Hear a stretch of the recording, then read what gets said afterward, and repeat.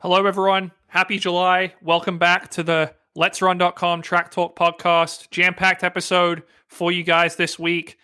We've got the Bowerman Track Club running a secret meet out in Portland. We'll discuss the times there. Raevyn Rogers, the World Championship silver medalist, has changed coaches from Derek Thompson to Pete Julian. USA's may or may not be happening. Emma Coburn sets the Colorado State mile record. And then we've got a couple of great interviews for you. One with Dwayne Solomon, the third fastest American 800-meter runner of all time, who recently retired. And Weldon, please tease our second interview. Welcome to the Beer Mile. The ultimate battle of liver and lungs involves drinking 4 beers and running 4 laps. Beer Milers, are you ready? Get set! Drink! Yes, ladies and gentlemen, the Beer Mile World Classic is this Saturday, July 4th at 1 p.m. on Let'sRun.com. We have a talk with the co-founder of the Beer Mile, Nick MacFalls, at the end of this. This is the, I think, 6th Beer Mile World Classic, the first virtual one. So it's been done remotely. I don't know the results. It's already been done, but they're putting together like a packaged, very polished, I think, 30-minute show. So I think it's right after the Nathan's hot dog eating contest. You can come on Let'sRun.com and watch that. Doesn't get any more American than that. 4 laps, 4 beers, 4th of July. Nice pitch there, Robert. Oh, wow, Robert. The 4th of July. Yeah, that worked out nicely. All right. I mean, seriously, if they can turn a hot dog eating contest into a national sport, I think this could be a global sport. We'll see. If it can't take off, I mean, in COVID, it's going to have extra attention. One of the few sporting events that's actually taking place in the USA. Maybe this is the year of the Beer Mile. And John, I think you sold it short today. It is July 1st, but I think my wife was listening to the Today Show. Craig Melvin said, we're halfway through this miserable year. Something to that extent. But we've made it. We're on the back half. It's got to get better, right? It's got to get better. You think that, but I was listening to Ben Rosario a few weeks ago. He did a podcast, and he was essentially saying, hey, look, there's no guarantee that once the calendar turns to 2021 that things are going to get any better. I mean, that's just an arbitrary number. It doesn't mean anything. So people are just like, only halfway left in this terrible year. And then it's like, well, yeah, what if this stuff is still... It's not like COVID's just going to cease to exist on January 1st, 2021. As the uncle to Weldon's daughter, I'm appalled. This has been a wonderful year. Baby Cece is with us. We love you, baby Cece. Yeah, I don't want to start the talk too soon of the 2021 Olympics, if they could be in jeopardy. I've got all these crazy theories. Japan handled COVID really, really well, but if you handled it, you may not want anyone coming into your country from other places. But we'll save those conspiracy theories for later. Yeah, we've got some running results to talk about, guys, from last night in Portland. The Bowerman Track Club ran a meet. Now, the question is, in COVID, is it a meet if it wasn't streamed on Instagram Live? There was no any sort of live streaming of this meet in Portland, but there were some very fast times. Elise Cranny, I would say, is the surprise of the day. She runs 14:48, which is a huge PR, and she finishes first in the women's 5,000. And then her boyfriend, Sean McGordy, wins the men's 5,000 in 13:11. Have they supplanted Shelby Houlihan and Matthew Centrowitz? Matthew Centrowitz did not race. Are they the new Bowerman Track Club power couple? I think that would be a clear no, Jonathan, in terms of lifetime accomplishments, but very impressive stuff. I mean, coming into the meet, John still seems to be very hurt. These young people are very upset if they can't watch the meet live. Like, you really wanted to stay up till what 12? What time was the race run? Like 9 o'clock, 11 o'clock? You really want to be watching people run in a circle at 12 midnight with like a shitty stream. Anyway, well, if it's like the Nico Young stream, no. But if it's well streamed, they did the same thing last year with Centro, Lamong, and Kincaid, and it was actually really exciting. So yeah, I would have liked to see some of the best runners in America race each other. Especially, you look at some of these results, Josh Thompson and Lopez Lamong, they were only separated by 8 thousandths. Now, if they were just holding hands across the finish line, no. But do I want to see the U.S. indoor 1500 champ go against the 10K champ in a great kick to the finish? If that's what happened, absolutely yes. Okay, let's talk about these. People may not know exactly what happened in which race, but Cranny was amazing. I mean, coming into this race, her PR was 15:25. Is that right? And she runs 14:48, beating Courtney Frerichs 1450, big PR for her. Colleen Quigley 1510, 2020 Olympic marathon champion Gwen Jorgensen is fourth in 1518. Did you just call Gwen Jorgensen the 20? Oh, sorry. I got the joke. My bad. And Mariel Hall was fifth in 1530.86. So when we talk about these races, let's go one by one and sort of give everybody the full detail, because I think there's a lot to talk about in terms of the biggest winners of the night, the biggest losers of the night. To me, Cranny has got to be the biggest winner, 1448. I mean, pretty amazing stuff, right? And the big thing that hit me was, let's go back in time. You know, what's that famous movie, John? Take the Time Machine? Future? Yes, Back to the Future. Thank you. Didn't know if you'd ever read or heard about it, since you're much younger than I am. Oh, Robert, Back to the Future is a class. Anyone who is listening to this podcast who hasn't seen Back to the Future, stop listening to the podcast and go watch it. It's one of the all-time classics, one of my favorite movies. Anyways, but I see this time from Cranny, and I think Jerry Schumacher does it again. I mean, he takes somebody who is not a college superstar and does a sick performance with her. I mean, Woody Kincaid last year, Elise Cranny this year. I'm not saying that the now banned Alberto Salazar isn't a good coach, but I guess he took Mo Farah from being pretty good at the world level to really good. But Jerry's done a wonderful job of identifying talent and bringing it to a good performance once again. But the big thing I'm thinking about here is, John, let's go back in time till Mary Kane when she was in high school, and we had the big three on the women's side. We had Elise Cranny, we had Mary Kane, and we had Alexa Frampson. And Cranny was like the third of the big three, right? Kane was the world championship finalist and this and that. And Frampson was winning NXN Cross. And Cranny was not doing all that much. I mean, she was really, really good, but not. Robert, no. This is a false narrative. She ran 4:10 in high school for 1500, which is obviously not Kane levels, but that's still really, really fast. She got fourth at World Juniors after her senior year of high school. I mean, she was a big talent. She didn't improve that much in college in terms of times, but 4:10 as a high schooler and fourth at World Juniors, I'd say she's a pretty big talent. I'm just saying, who would have predicted back then that she would have the most impactful professional career? Well, I mean, she hasn't so far. Well, the 1448 is way better than anything that Kane, I think, will ever do the rest of her life. And I guess is it better than what Kane's already done? No, I mean, okay, if we want to cap Kane at 16, I don't think Kane's coming back to a world championship final for the rest of her career. And then if you want to look at a Frampson, I mean, if Frampson's won what, 401 now, 402, what are her PRs? 403, which is back from 2015 when she was 18 years old. I'm just saying, but yes. So basically, Kane and a Frampson haven't PR'd in what, 5+ years? Cranny's running big PRs, so kudos to her. Yeah, kudos, absolutely. And I think just at the depth, Bowerman, we already knew Bowerman had ridiculous depth, but you know, Cranny at 1448, Frerichs at 1450, they're both now in the top 10 all time among Americans. Remember, Vanessa Fraser, indoors, who was Cranny's teammate at Stanford, ran 1448. It's just pretty ridiculous the depth that group has right now. And Shelby Houlihan, who doesn't even run the 5,000 that much outside of USA's, but is also the American record holder. It's a pretty ridiculous assemblage of talent. It's kind of shocking because you guys started talking about how great Cranny was in high school, and I viewed the big two high school female runners as Ephraimson and Kane. I don't know how I sort of forgot about Cranny. Like, she was kind of sandwiched between them. And I guess she didn't run as fast. You know, she didn't run the low, under 405. But I forgot how good she was in high school. But in college, her best finish was 4:10. And then last year was her first year as a pro, and she only runs 15:25. I mean, this performance is shocking. Yeah, definitely surprised. Obviously, she's worked hard and made some big improvements. And I don't want to discount, like, Jerry Schumacher is obviously a fantastic coach. Like, you need to identify the talent, which he's very good at, and then you need to bring it out. And he's done both of those things. So I'm not trying to say, it's all because she was talented all along, but to act like she was a big talent, but yeah, she was overlooked in high school because Ephraimson and Kane were the two fastest high schoolers ever. This reminds me a little bit of Weldon Johnson.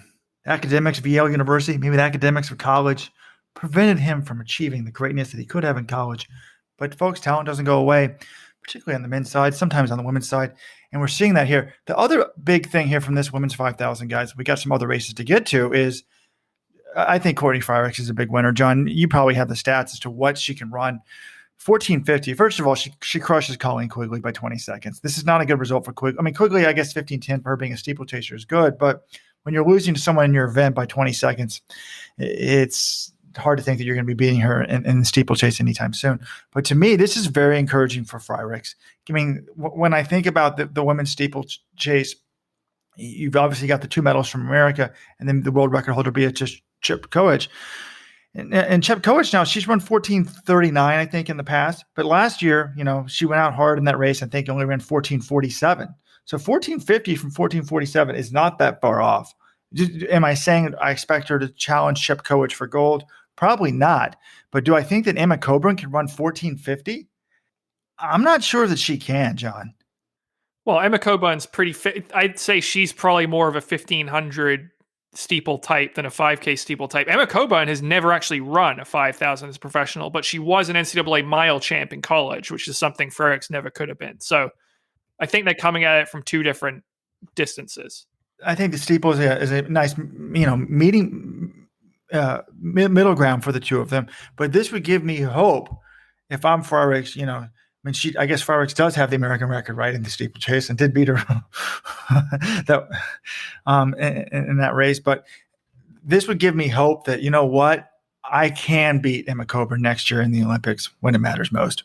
Yeah, absolutely. It's a great sign. And I think the knock sometimes on Frerichs is like her PRs at other distances weren't really in line with that 9 flat steeple, which is the American record. She entered 2020 with PRs of 15:12 and 4:11, and then she ran 15:02 indoors at BU, and now 14:50. And I think you can say, hey, that's a pretty, when you're top 10 all time, you're faster than Dina Castor ever was for 5,000.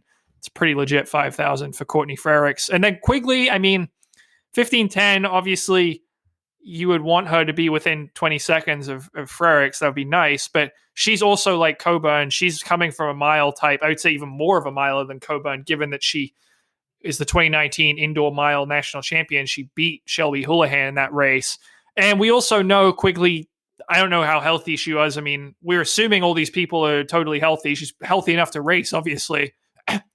But she's had injury issues the last every year. So maybe she's 85%, Okay, John, maybe I should revise what I said about Quigley, because I didn't realize it. You're right, talking about who's more of a mile or who's more of a 5,000. Her PR coming to this was 15:58. So that's a huge PR. That's pretty amazing. So maybe she should be feeling good too. This is probably in line to what Coburn could run for 5,000. So maybe she thinks, hey, put me in a steeple and I'll be competitive. So her PR, worth noting, Quigley's PR that she just ran is faster than Courtney Frerichs had ever run in her life until last night. All right, let's move to the men's 5,000. A lot of results to get through there. Sean McGorty, big PR. I think he was 13:21 before. It's now 13:11:22. He gets the win over Grant Fisher, also 13:11. Those would be world championship times, but they don't count. Olympic times. Yeah, excuse me. Evan Jager is third, 13:12:12. Ryan Hill, fourth, 13:15:28. Chris Derrick, 13:46:75. And then DNF for Lamong, Ahmed, Josh Thompson, Mark Scott, and Woody Kincaid. Mark Scott did not run, nor did Woody Kincaid. When I look at this, obviously, nice PRs for McGorty and Fisher. To me, though, I see 2 things, and I have to disagree with someone on the message board. People were saying this is a good result for Evan Jager and Ryan Hill, and I was like, what? Not for me, not for me at all. Ryan Hill? Someone's like, oh, he's not done yet. I'm like, come on, dude. You want to make the Olympics in the 5,000? You don't want to be finishing 4th in the intra-squad scrimmage in the 5,000. I know he struggled with injuries in recent years, but to me, I don't know, John. Like, you think this is a good result for him? I think it's better than what we've seen recently from him. And I think the one thing that we know about Ryan Hill is he's a kicker. You put him in a close championship race. I mean, look at his USA track record. It's exceptional outdoors. And McGorty and Fisher, obviously, they're really big talents, but this is a time trial race. We know that. And you put him in a championship. I think if he has the fitness to run 13:15, I still think his kick is dangerous enough that I think this is a positive sign. Well, I guess you can justify it that way. And then to me, Jaeger, I mean, I know he's good.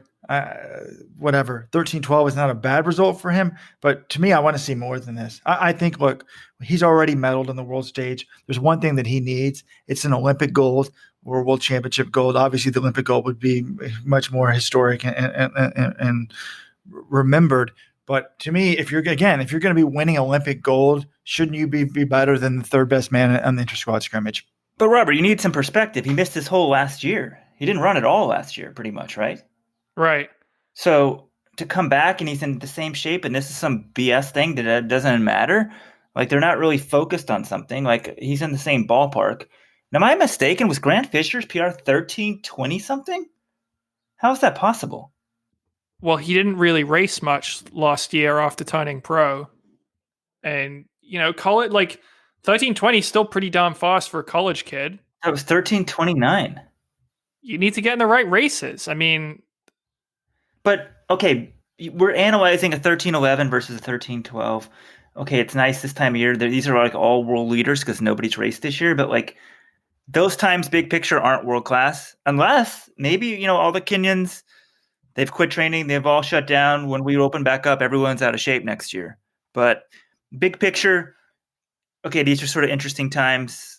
13-11, 13-12, 13-15, whatever. I mean, Mariel Hall's time was way back. I mean, that's something I'm more interested in, like something off with her.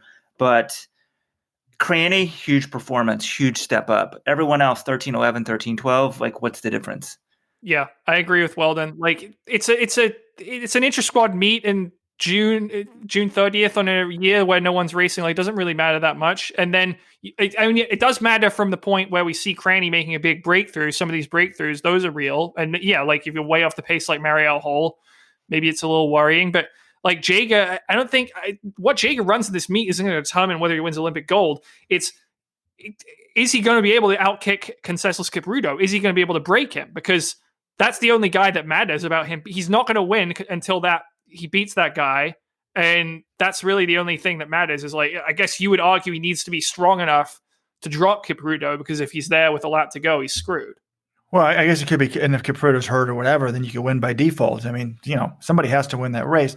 I'm just saying, yes, I agree with you all in the sense of, we don't want to be overanalyzing some scrimmage, but we don't have anything else to analyze, so I'm going to overanalyze it. But I want to see a change in mentality from Mr. Jaeger.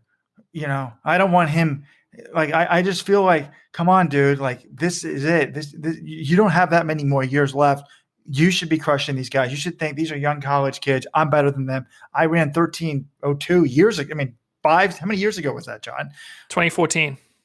Like, I just I don't know. I would like to see if I woken up this morning and seen him win this race, I was like, yeah, you got it. But it's interesting to me. I wonder if these guys are running some of this because they've got reduction clauses or a minimum number of races they have to run. I mean, it's interesting to me that Chris Derrick could even bother to finish this race in 13:46, Mariel Hall 15:30. Kudos, I think, to Jerry to somehow getting these people out there and on the track and making them finish, even if it's somewhat of an embarrassing time, to say, hey, this is where you are. Maybe this isn't acceptable, or maybe to give them a marker of where they are. Because I think sometimes it's very easy when you're a professional. It's not like college where you have to show up at the conference meeting. You can always push it off. Sometimes to show up and get an eye opener like that is actually good for you in the long term. Right. I mean, you could argue it's the people who didn't race. That's what you should be more concerned about. Like there's no centro in these results. So someone shows up and races, they're at least at some point in training, they think they can race. No, I think it's very troubling. I mean, what is central? What's done in recent, I guess he did run that fast 5,000 last year, but it seems like this guy is constantly on the shelf, constantly not racing. Woody Kincaid also not running in this race. What's going on there? I agree with you, Weldon, on that front. And then let's talk about the women's 1,500. Shelby Houlihan and Carissa Schweizer, 4:02. Again, John, I don't want to overanalyze it, but this comes out the same day that you found a woman's running article on her where she said, I want to break 350 in the 1,500. I want to break 14 flat in the 5,000. I know those goals aren't really necessarily probably realistic, but why not aim for them? But to me, this result is a little bit disappointing in the sense of, like, if you're going to run close to, she's run 354. Shouldn't 402 be fairly easy? I mean, who's to say it wasn't? We didn't. This is why we didn't. I'm a little peeved. We didn't get to see this. Maybe she was jogging this whole thing or just pacing Schweizer. I mean, we don't know how this race played out. I guess I can look at the splits right here, John. We have splits somewhere. Yeah, but you can't get a sense of how easily someone was running just by looking at the splits. We can see their last lap. Yeah, that's fair. Okay, she did go out pretty slow. She went out in basically 49 and then a 66. So she was 155. So that would probably be about 210 for 800. Is that right? 211 even? So that's pretty impressive. She went 65 and she closed in at 61.9. Yeah, I don't know. It's a 402. It's a practice run. Like, I'm not going to overanalyze that. The 1500 results, I don't think there's much to read into it. Carissa Schweizer, that's a nice PR for her, 402. But after she broke the American record for 3K indoors, I think it was clear that she's got some sort of mile speed. So yeah. Bowerman Group was kind of known. They're known for not racing. They'll double at the USAs and do everything great at USAs, but sort of focus on the big events. And, last year they had the time trial right before Worlds, but they at least streamed that. Indoors, they had the time trial, and I think those were streamed or we could watch those. Now with the pandemic, we can't watch it. Or is this a new model? Like, we'll just run times and it'll be like, 1950. We just get a gate results, and I don't know. I wish we could see it, but the Race Results Weekly recap says, with the pandemic still raging, the club could not promote the competition. Well, that's not true. You can promote it as much as you want. Obviously they can't allow fans, and maybe the event where they held it doesn't want, maybe they don't want it streamed or too much publicity. But you could promote this. There's ways to do it, and I think also with post-pandemic, colleges and stuff may need easy ways to stream stuff. You can stream stuff on YouTube, but maybe we should come up with a guide. Here's the easiest way to stream stuff. Obviously, with a phone, you can just do something live, but you just need one camera, an internet connection, a YouTube thing, and you can get a pretty decent stream. I mean, post-pandemic, people were going to watch this, so it's really great. They all got together and raced, but for fans, we're dying for anything. I'm kind of sick of this virtual stuff, but people would have watched it if it could have been there. Absolutely. Well, and you're not thinking big enough, though. The step goes from skipping USAs to run a time trial to running a time trial behind closed doors without being streamed. The final evolution of this is for them not to run a time trial at all and just have their new PRs, whatever Jerry Schumacher says they're capable of running, is now treated as their personal best, because they always say Jerry's great at predicting this stuff. Yeah, I don't really care if it was streamed or not. I think some source told him that the location did not want it streamed. So let's move on to something else. Okay, let's move on. Other big news that broke earlier this week, we broke it actually, is that Raevyn Rogers, the 2019 World Championship silver medalist, will be departing Derek Thompson's training group. She's headed west to join Pete Julian's group. I think it's an interesting move for sure, because not a lot of athletes will leave their coach after winning the silver medal at Worlds, but we have seen this. So the move that immediately sprung to mind for me was Emma Coburn in 2016. She medals at the Olympics. It's her first medal. And she leaves Mark Wetmore to be coached by her husband, Joe Bossard. And then the next year, she wins the world title. And she's obviously she's gotten faster. She's run really well. She medaled at Worlds again last year. And Raevyn Rogers, I don't know why she made this move. I reached out to her agent, said, can we interview Raevyn? Haven't heard back from him yet. But I can think of a couple of things. One, she's training with RJ Wilson, who's the best in the world. Maybe she doesn't want to be doing that because that's her biggest rival. Two, look at what Pete Julian did with Donovan Brazier last year. His first year working with Brazier breaks the American record. He wins the world title, has an amazing year. And then you've got, obviously, Nike. Sometimes they will put incentives in their athletes' contracts to work with the Nike affiliate group. They've got the resources of Beaverton. I mean, there are reasons for this thing, but we don't know them right now. John, this is simple. And I didn't think of it until I was reading the message board, and I wish I could give proper credit to the proper person. You think, why do you have that great success? Why do you leave? It doesn't make much sense, but then you say, well, Coburn did it. And it's the same reason why Coburn did it. Why did Coburn do it? for money. Let's be honest. She was giving a significant portion of her salary to Mark Wetmore. Credit to Wetmore, by the way. If you want to be coached by him professionally, you're giving him a cut of your winnings. And I think that you need to treat yourself like a professional. He's busy with the college team. If you want his time, pay up. But in this case here, yes, she had her college success at Oregon and whatever. Maybe she doesn't want to train with Ajay, but I would think training with Ajay would actually help her. But to me, this is very simple. Look, Nike, they just opened Hayward Field. Who's like the one woman on the tower? Isn't it a picture of Raevyn Rogers? They want to promote the homegrown Nike. She's going to be the face of Pete Julian's female group. Anyway, how many women are in that? They want to be able to say they have an Oregonian in the Olympics. This is all Nike marketing spin. They don't want her training with the Adidas athlete anyways, but they want the hometown Oregon star to be the face of Eugene 2021. And I assume they're going to be paying her more because of that. So they gave her some money. And maybe she wanted to be she likes Oregon personally better. Julian's obviously a good coach, but I think it's totally the marketing money aspect of it. That's the big factor here. Now, let's interview her and see what the thing is. But I think the person who insinuated that on the message board was probably spot on. Yeah, Nike likes stuff to be in-house now. It used to be people could go out and train wherever. And they obviously let Raevyn go to Derek Thompson. She had great results last year, but it just makes way more sense for her to be back in the fold. Pete Julian had great success. I forgot she's on the tower at the new Hayward Field.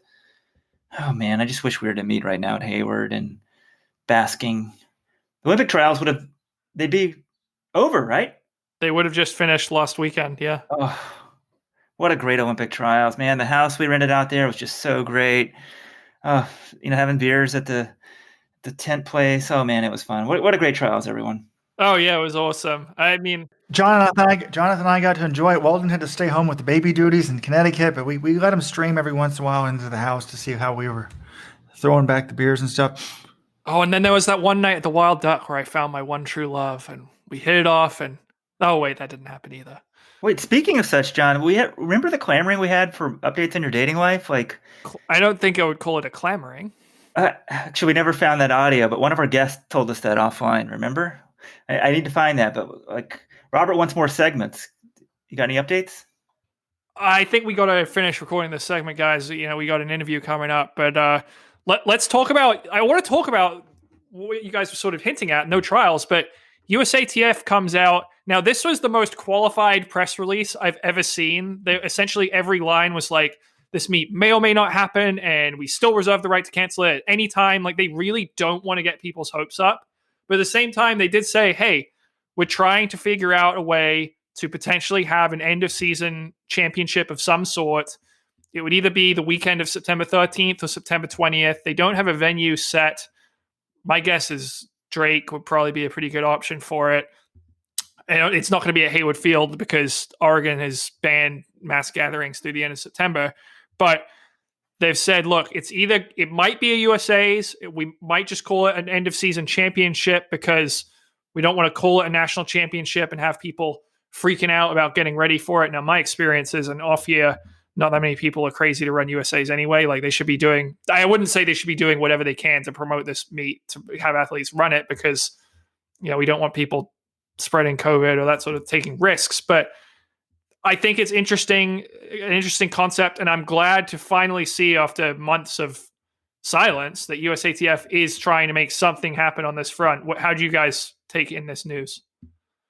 I would like to see a USA Track and Field National Championships. I know there are ramifications for that in the sense of, if they announce it as a national championship and you have something in your contract that you need to place a certain place in this, and you might rush because of COVID. So my take on that would be like, look, if you're an athlete and you feel like you can't get ready for this, you should publicly shame your shoe company if they try to reduce you because of COVID. So I think that I can see why they're hesitant to say that. But I mean, if we have a meet to act like it should be the national championships, that's what it should be. And I think for almost most of the events, I mean, think about it, 100, 200, long jump, discus, all these things, there's like virtually zero chance of COVID spreading. Now, some of the distance events, obviously 5,000, 10,000. Long jump, I mean, they're all jumping into the same pit. I know they're separated. I mean, we don't know how long it stays on surfaces, but... Wow. You guys are worried about people getting COVID from landing in the long jump? Like, if that's the case, like, they shouldn't be having this meet. I mean, The meet organizers are worried about it. But I know, Robert, I agree with your point. I think, look, if you call it USA's or you don't call it the national championship, and you just call it end of season USATF meet, I think people will still treat it as USA championships. Like, people who win there will be like, yeah, they're not officially national champion that year, but I think a lot of people will kind of view it that way. I see how, like, with shoe contracts, like, let's say you get a bonus if you win USA's, people might rush out and they don't want to do that. But that's not on USATF. That's on the shoe companies.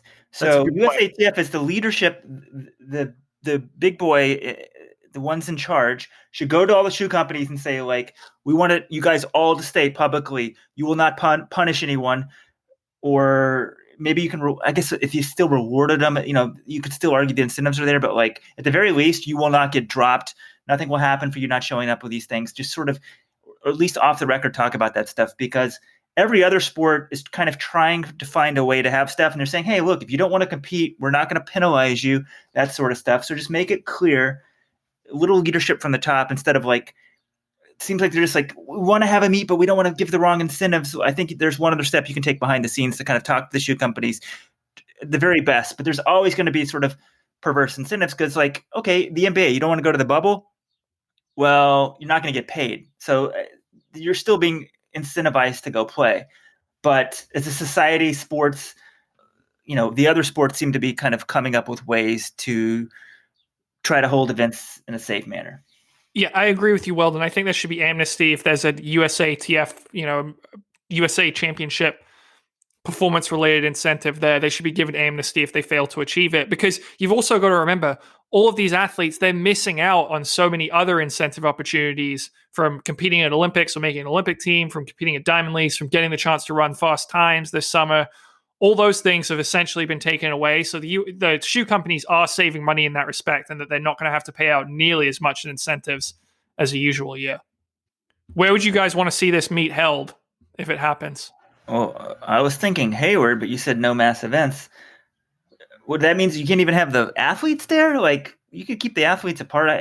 I guess the new Hayward opening without fans might suck.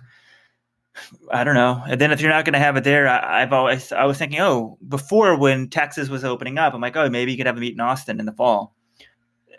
September is kind of still hot for Texas, so I think you could have a meet October, November in Texas. How about this, Weldon? We've got a brand new stadium outside of the second largest city in the country. It was supposed to host the national championships this year. Mount Sac, baby. Open it up. Yeah, John, you think USATF is going to go to the place where they pulled the Olympic trials from to have their championship? No way in hell. What do you mean? USATF might ask it. I mean, it's finished. The stadium's ready to go. Mount Sac may say, screw you guys, like, you yanked the trials from us, but USATF, I'd be most excited to go to a meet at that stadium than anywhere else other than Hayward. Well, the problem is they're not going to have fans, right? I think the only state that's kind of allowing fans, I mean, Texas is on the books saying I think you can have 50% fans, but right now that's not going to happen, really. So trust me, it won't be at Mount Sac. Because also, if you don't have fans, why do you need a big stadium? You could have it essentially at the high school track here in my hometown. You don't need the fans. Isn't Iowa? I feel like it's going to be a Drake. I feel like Iowa seems to be doing okay with this from the latest thing I saw. That would be my guess of the options available. That might be the best place to stage it. See, John, that's where you're wrong. We don't want to have too much COVID talk, but they're putting all these sporting events in Florida because they were doing the best. Then you become the worst. So probably New York is the best place to have it. It's going to be the best place to have it. Yeah, everyone's going to love going to Randall's Island for that. Okay, let's move on. Talk about another race that happened last week. This is another Intrasquad meet. Joe Bosshard's group. I think Team Boss is what they're being now called. I don't know. They need to start working on official branding for that, but they go out and try to set the Colorado State mile records. Emma Coburn succeeds. Actually, her, Corey McGee, and Danny Jones were all under the previous record. She runs 4:32. She looked really good doing it, guys. I mean, McGee and Danny Jones is a great miler. Corey McGee's a good miler. Coburn's a steepler, and she beat both of them at the end on the final 100. So that was really impressive.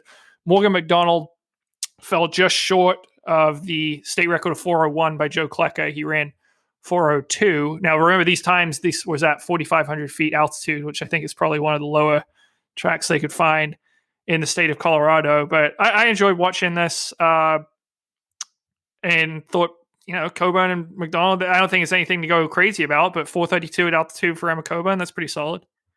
So, since I've criticized the Bowerman thing for not being streamed, can I now admit I didn't watch this? But John, how was it actually streamed? I'm kind of curious how they did this. You at least were able to see this. Was it just like someone's phone on Instagram Live and they put something up afterwards? I'm just kind of curious how you watched it. Well, I'll admit I did not actually watch this live either because it was on a Saturday night and I was otherwise preoccupied. But it was FlowTrack broadcasted it live, and I went back and watched the races, and the commentary was a little patchy, but the stream of the races themselves weren't that bad. So you had to pay to watch this? No, they said it was free. I think you might have needed to create a FlowTrack account, a la the 2016 NCAA Cross Country Championships when we freaked out. But I think it was free to watch. You guys are missing the forest from the trees. To me, this was disappointing. We've been talking about a sub 4 in all these different states. This is a really good opportunity for someone to do it in Colorado on the men's side. Morgan McDonald had like a massive last lap. I think he ran like a 55 or 54, but this was never going to be a sub 4 with the pace they went out on this. So I don't know. I'm glad people are getting out, showing their fitness. Obviously, people are training, but I would have liked to have seen the sub 4 here. I would have too. I heard it was windy, but yeah, obviously it would have been nice to see a sub 4. But there's a reason no one's ever done it. It's pretty tough. Yeah, I agree with Robert. When I saw the results, I'm like, oh, they didn't break 4. I was disappointed. I just want a sub 4 in Colorado. Like, for these sort of one-off events that are just glorified time trials, I mean, I guess they're competitions, but, Colorado, there's never been a sub 4. What do you want? A sub 4. The Bowerman guys go race. Yeah, we can analyze to death the 13:11 versus the 13:12 to 12:48, 13:48, 12:50, 13:50. But big picture, we're sort of just searching for stuff to kind of keep us amused, right? Yeah. I think they did a good enough job about that. I mean, I'm glad some of these big name groups are getting out there and doing stuff and posting results. And is it ideal? No, but I think these athletes want to race and fans want to reason. Like, the whole reason these athletes have shoe contracts is not to just train all summer and hide away. It's to get their brand out there and get their name out there. And you need to keep doing that. Like, you need to justify your contract, and that's for them. It's going out and racing. Yeah. And I'm surprised that Danny Jones did race. She still doesn't have the contract. She's third in 4:30, 4:50. If I was her, I would seriously consider going back to college next year. She's already hired an agent. Can you pay it back somehow? I don't think so. Wait, Robert, you're saying she needs to reconsider again? Based off the results of some intra-squad time trial, you're saying that she now needs to go back to college? I don't get it. I don't know. I just feel like she's pigeoning her unless she's got something ready to sign and a thing. She's kind of pigeoning her soul in her negotiating.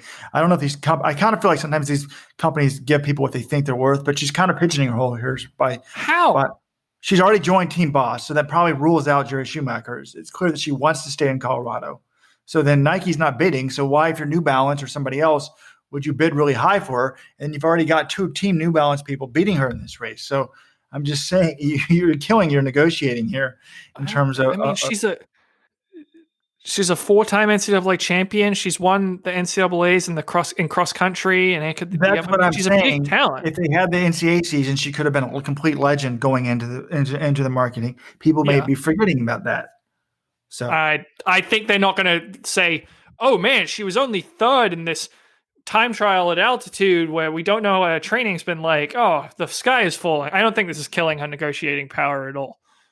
I don't think it's that cutthroat when people negotiate, but I do think that it is. She signaled what she wants to do, and she doesn't have a contract, so she may have killed her own negotiating power. Yeah, and no, I think the other thing, Robert, you made a good point. Like, she has lost out on significant potential earnings this year by not having an NCAA season, because if she goes out and wins, the 5K 15 or something, or just adds a bunch of titles and heads into the Olympic trials as the hottest thing going, she's going to get a huge number. Maybe she makes the Olympic team, and then it bumps up even more. I mean, and now, she's still well positioned for future success, but her contract's not going to be what it would have been if she had come out with a regular 2020 spring season.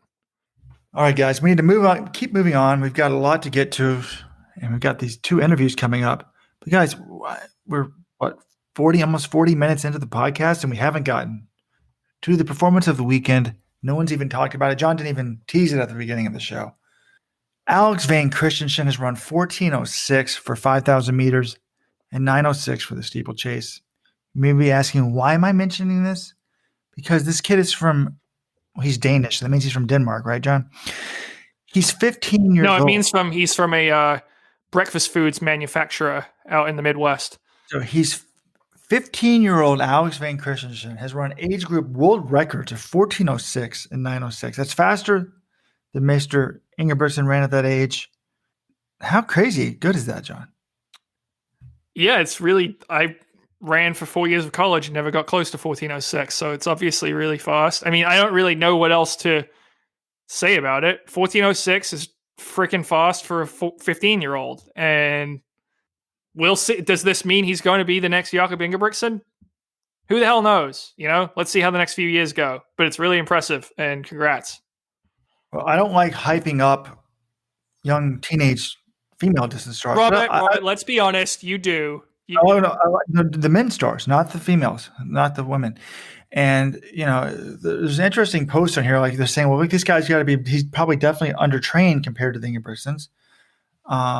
And they're talking about the different age groups records. Now, moving up to next year at age 16, 17, and 18, it gets significantly harder because at 16, Jakob Ingebrigtsen ran 13:35. And he also ran 8:26 in the steeplechase. So he's got a lot. It's just absurd.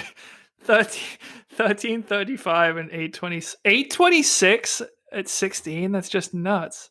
13:35 seems way better to me. I mean, I went Google. That's what I was looking up actually. I'm like, these times don't seem that great to me compared to Jakob. But so 16-year-old, almost 17, he ran 13:35. This guy ran what? 14:09. What's his steeple time? 9:06. 9:06 is like nothing. That's not even close to 14:0. I agree, but it's impressive. I mean, he might be this guy. He's probably not done growing. It's not easy to get over the barriers when you're 15 years old. So. Folks, you can watch video. We're going to put the thread in the show notes. Axel Vang Christensen strikes back 14:06, 5,000, and 9:06 steeple at 15 years old. They've got the Instagram video of him running. People are saying nice, efficient form, rather Rupp-like. And he seems to have, I don't know, a little more charisma than Rupp, I would say. There's a picture of him pumping his fist at the finish line. This kid has got a lot of passion. Oh, he looks just like his dad, too. Dad's got the dad bod. That's got to be the guy next to him, right, in this Instagram? Probably. Well, wait, Robert, you're overlooking. Here's the biggest thing. Here's why I think this guy's going to be a success. His name is Axel Vang Christensen. I mean, that is a great name. Wait. I really should have read this whole entire thread before I brought it up. I was saying he was way undertrained compared to Ingebrigtsen. And then I'm now reading a thread saying his coach once said he already runs 100 miles a week, but at low intensity. So he isn't training as hard as others. So we'll see. But anyways, congratulations to Axel. Oh, excuse me. Speaking of low intensity training, that's very smart. Still not too late to sign up for the Let'sRun.com summer training program. Go to Let'sRun.com/coaching. I've signed up. Robert, I hope you've been analyzing my workouts. I'm going to be a force. I'm also coaching one of the coaches in the program, but it's going well. And also, you need to stay healthy if you're in the summer training program, or even if you're not. Normatec, it's been extended. The $300 off sale of their Pulse 2.0 recovery system is continuing on into July. Check that out. You can save $300 on the Pulse recovery or $50 on percussion products. Check those out in the show notes. We thought about reaching out to Weldon to analyze his training yesterday, but we decided not to quite do that because he's only been on the program for about a week. Anyone that's been on for about 2 weeks, we've been reaching out to. Folks, this isn't cookie cutter stuff. I custom designed. I've got a 60-year-old guy that's going for sub 6. Sub 6 or bust. We've given him 8 weeks of base, and then we decided to crush our own business model. Instead of making him purchase a mile training plan, I said, all right, I'll give you 4 weeks for the mile. So he's got a little bit of a hybrid plan. Jonathan Galt has not signed up for the plan. John, how's your training coming? It's okay. I did 8x400 yesterday on the track and I was between 68 and 70 for all of them, which it was 2 minutes rest. So my high school self, even my high school self would have been better than that, I think. But, not all is lost. I think I can confidently say I'm in sub 5 shape, but I don't know how much below that. All right, guys, one thing, I love having my ego stroked. And Robert, you mentioned I had an idea last week. I think it's a brilliant idea. The 2024 Olympic Marathon. It's in Paris. John, let me stroke it for you. Okay. Great minds think alike. Last week in the Throwback Thursday, John wrote about the 2004 Olympic Marathon when Meb won. The race was held at night. Meb did not win. Meb got second. Won a medal, excuse me. Okay. And in there, John somehow was talking about sort of evening marathons and stuff like this. And this was a brilliant idea. This is so brilliant, we need to start a petition. John, Paris is the city of lights. Paris will be hosting the 2024 Olympics. The marathon should be run at night in Paris. Temperatures getting colder as the race goes on. It's the overdrops, the aerial views would be amazing. He's got an amazing picture of Paris at night. I will give full credit to Jonathan Galt when this happens. IOC organizers, we need to make this happen now. Give us something to talk about and to be hopeful for the next 3 years. A brilliant idea by Jonathan Galt. And speaking of brilliance, there was a lack of brilliance last week on last week's podcast. I made a rare mistake, John. I said that Dwayne Solomon we're going to have the interview with him, right, coming up soon. But I said that he was, Nick Simmons said he was his main rival, and that wasn't true. He said Cadivus Robinson was the main rival. So I made a mistake about that. Wait, why are we talking about Paris? Why did this genius idea come out? I'm really confused during COVID that you guys both had this thought about Paris City of Lights. Well, no, I had a great thought, and Robert agreed that it was a great thought. But this was our Throwback Thursday weekly series. I go back and rewatch one old race. I was watching the 2004 Olympic Marathon in Athens, which was held in the evening. I was like, why don't they hold Olympic marathons in the evening anymore? And because I remember, I'm going to give credit here. Brett Lana is actually the guy who gave me the idea, because I read his idea. He's like, hey, we should have the Olympic marathon in Tokyo at night. Tokyo would look amazing lit up. Instead, it's in Sapporo. So I'm like, well, that ship has sailed. But I think for Paris, this is a great opportunity. IOC, don't waste it. Okay, guys, one last thing before we get to these interviews. Did you guys see this thread? We didn't really do the threads of the week, but we have a hard deadline coming up, so we only have like 2-3 minutes left. There's a 13-page thread called Robert Brandt Roast Tinman and Drew Hunter Gets Feelings Hurt. This is amazing. There's 13 pages, so like over 200 posts. Robert Brandt's a 1337 UCLA runner, pretty good guy, ran a pretty good runner, ran I think the 5 and the 10. He was on Strava, and I think he ran a workout and just randomly put on there. I don't know why it is, but I want to crush the Tinman guys like a ball of Tinman foil. Maybe it's their overconfidence, and then proceeding to finish in the bottom third of every elite field they enter. See you guys in the spring! ! I mean, that's pretty mild trash talking, right? That's, I think, clearly kind of joking. A lot of the Tinman guys aren't the top tier pros like Drew Hunter. They're kind of, guys like Robert Brandt, like pretty good college runners, but not the superstars. For some reason, Drew Hunter, who is like actually, really good, gets on there and responds on Strava. Robert Brandt, dude, you hurt my feelings. Why do you have to be hateful just to be hateful? Being 100% serious. Regardless of your performances, we've done a lot of good for the sport. And I am sad that you can't see that. Hope you're happy putting people down. Guys, trash talking is part of sports. Like, I don't know. I thought this was kind of hilarious. I thought it was like, there was no reason for Brandt to do it, but it was kind of harmless. And then I thought my take was a little bit oversensitive, but then we had 200 posts back and forth about how Robert Brandt it's the old thing that used to happen all the time in Let's Run. Robert Brandt cannot speak about Drew Hunter because he's not as fast as Drew Hunter. And then people were going back and forth, and then it was fascinating. I don't know how you have 200 posts, but actually I read almost all of them, and it was a pretty interesting thing. Okay, full disclosure, I saw the thread, clicked on it, and there was no link to something, and I'm like, I didn't even know who Robert Brandt was. So the Tinman guys need to come back with that, but it sounds pretty innocuous. I don't know what would prompt him to do that, but he's just kind of joking around, trying to stay motivated. I think it's kind of good for the sport to have. Well, it's got us talking about it. I like track feuds. I mean, is it kind of a dick comment? Yeah, it's not the nicest thing to say. And I mean, there's a kernel of truth in there. Yeah, the Tin Men, they're not all going out and crushing it, but I don't think people are expecting them to. What they are doing is promoting the sport, putting out good YouTube videos. I mean, for a group of that talent, obviously they've got Drew Hunter at the top, who's very, very good. But for a group of that talent, I think they've probably got a bigger following than you would expect, just because they're really engaged. They're putting out T-shirts. They're doing this thing. So obviously they're a net positive for the sport.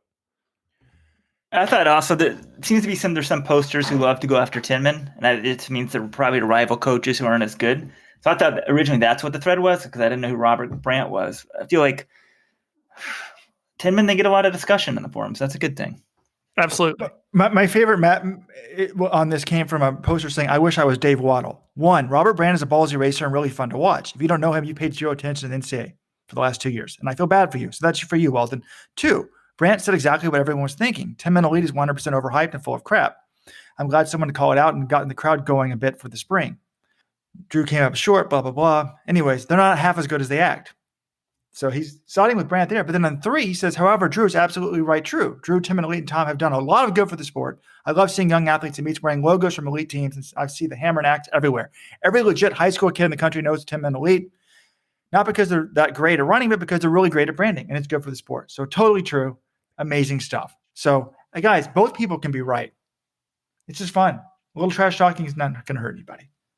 All right, that's it for this week, guys. We've got 2 more interviews coming up. So we've got Dwayne Solomon, and then we've got the Beer Mile World Classic founder, Nick MacFalls. So stay tuned for those guys coming right up.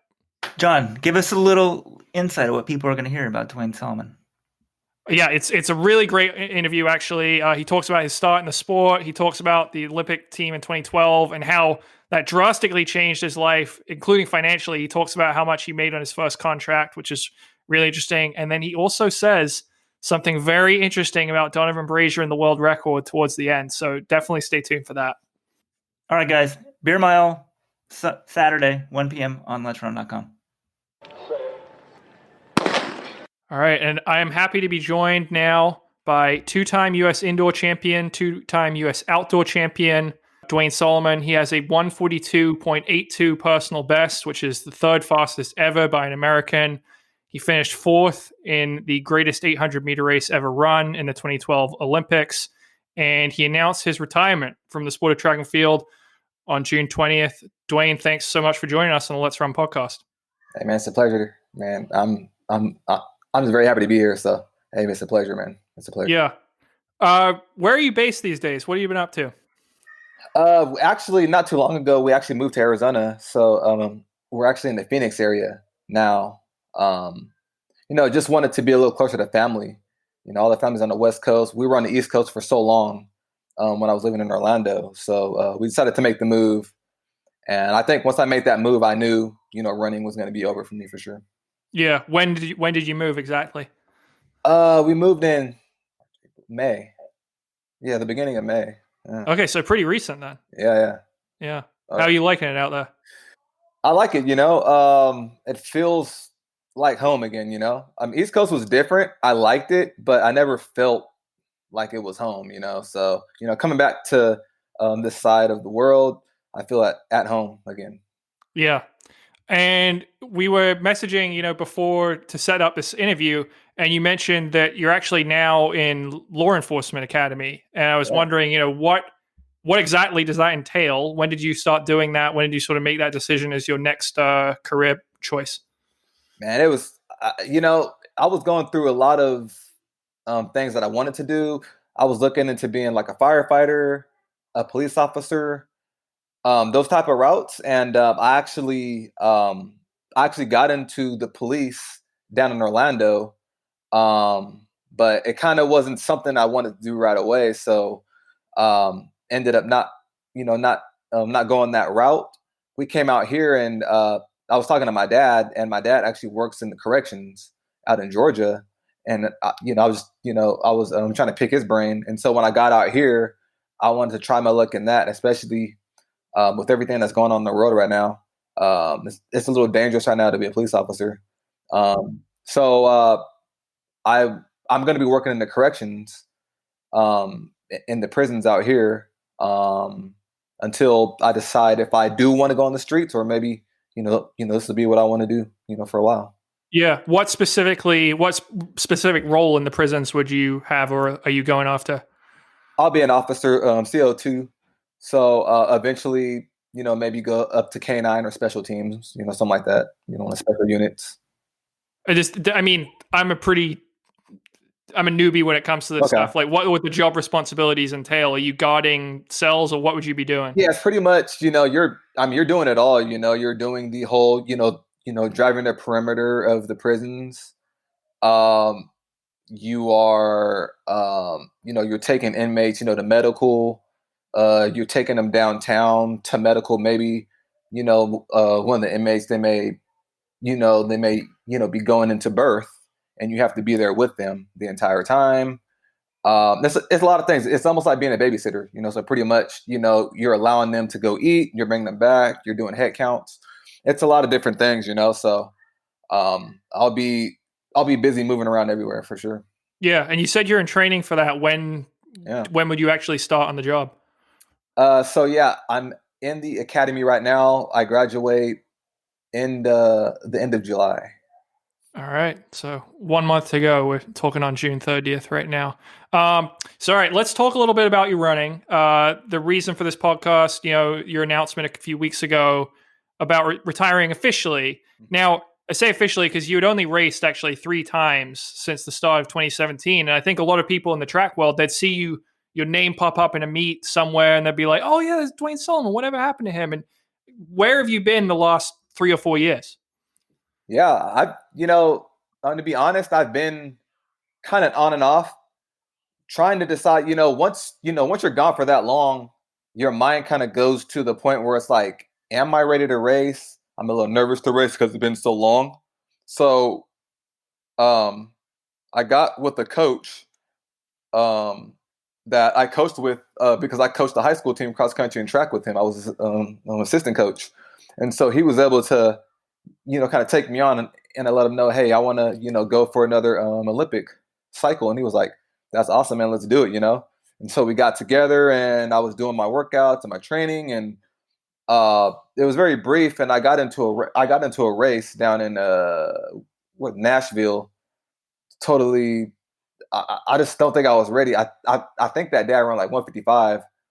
So I was like, I'm not ready yet. But at the same time, I'm like, I don't know if I want to put all the work and effort to get back to where I was at.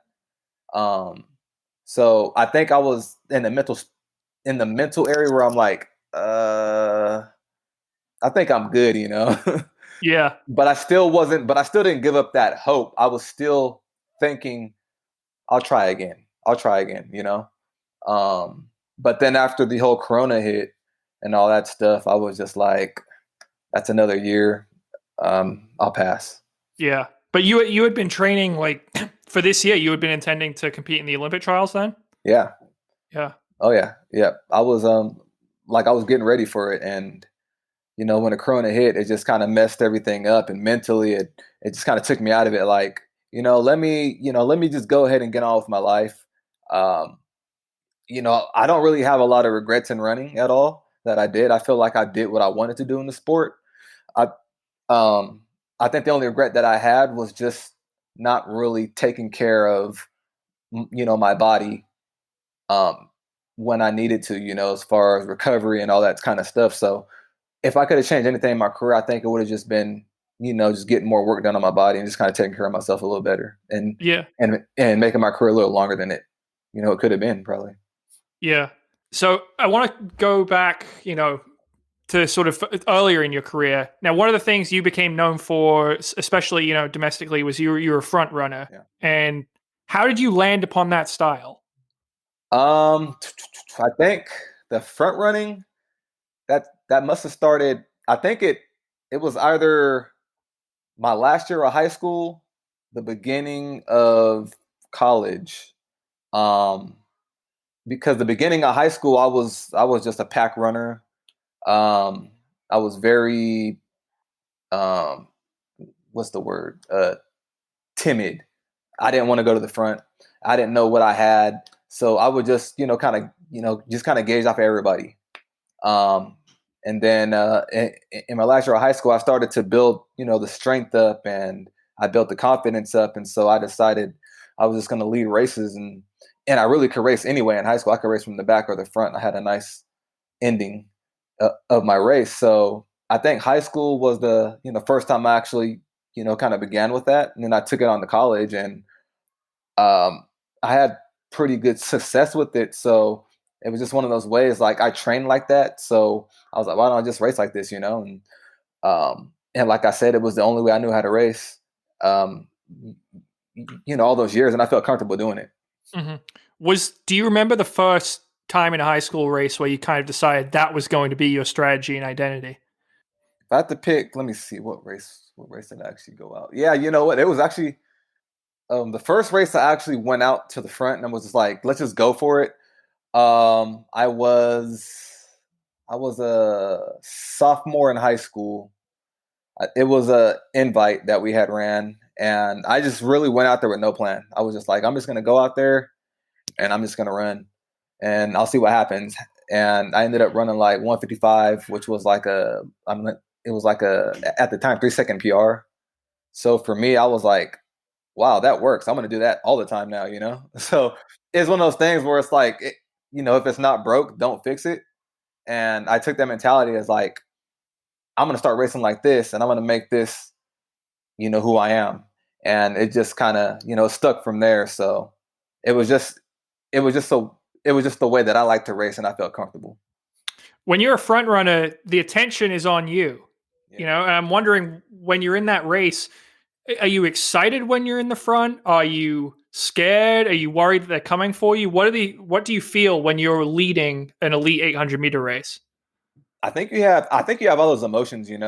Of course, you're gonna always know who's in your race, so you're gonna know how certain individuals race, and you're gonna know their strengths.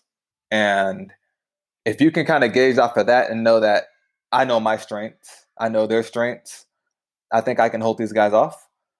When you're racing against the elite guys, it's a little different because everyone has a kick, and everyone is gunning for you. So you are running with a little bit of like, oh gosh, they're coming. I'm scared. Just a little bit of fear, in there. But at the same time, if you're going to lead it, you're going to have to go and lead it. There's no, second guessing like, I should have not did this today. I mean, it's kind of like once you commit to it, you just have to do it, And so once I get it, to the 200 mark and I commit, I'm committed, and there's no backing off after that. Yeah, no, that's definitely. I remember watching your races, and sometimes it paid off beautifully, and sometimes you commit and just you did not have it that last 100. But it was always interesting. Yes, sir. The way I think of it is good race or bad race. I feel like anytime I'm out there, I make it a race. I try to make it a race. I try to make it to where it's never going to be like a tactical event. It's going to be where everyone's going to have to run. Everyone's going to have to hurt.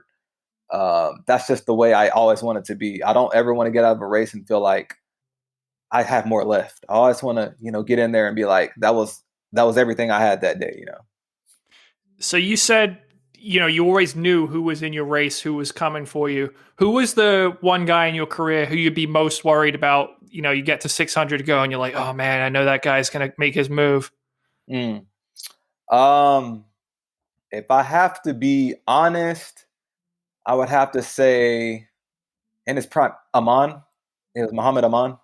He was just one of those like notorious kickers, man. It's just one of those guys I had a hard time beating, I would always be there with him or I would be ahead of him. And he was just always there on my tail.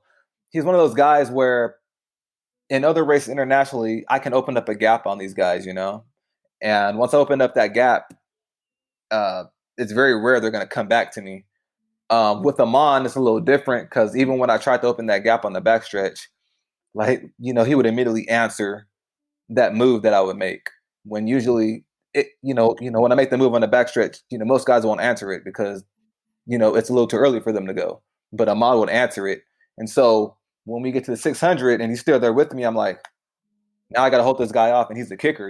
I'm not a kicker, so. He's one of those guys I just had a hard time beating, and I knew that if he was with me at the turn, it was most likely he was going to take that race. Yeah, I mean, he was a great runner, 2013 world champion, and I remember there were a few years when even when Rudisha was in his prime, that seemed like once a year Mo Aman would get him, and if like maybe at an end of season meet, and if Rudisha is the greatest front runner of all time, the greatest 800 meter runner of all time, if he's losing to this guy, he's pretty special talent. It is, it's guys like Aman and these guys where if you're gonna beat these guys in a big meet, you're gonna have to run big times. You're not gonna be able to run 145 and beat this guy. You're gonna have to go 142 or 143 in order to get a win on this guy. So you have to know that if you're in that race with them, it's going to be a race. It's going to be a quick race too. Yeah. So you also raced against Rudisha, that 2012 Olympic final where you set your PR. I think everyone except Osagi ran PRs in that race. Obviously we know he's a huge talent. He's got this incredible speed, but was there anything that in your mind just set the guy apart? He's generally regarded as the greatest 800 runner of all time. What made him special? I think it was just his confidence, his elegant running style. He just knew, like, he knew his body. He knew like what to expect from his body and how it performed and what it could do.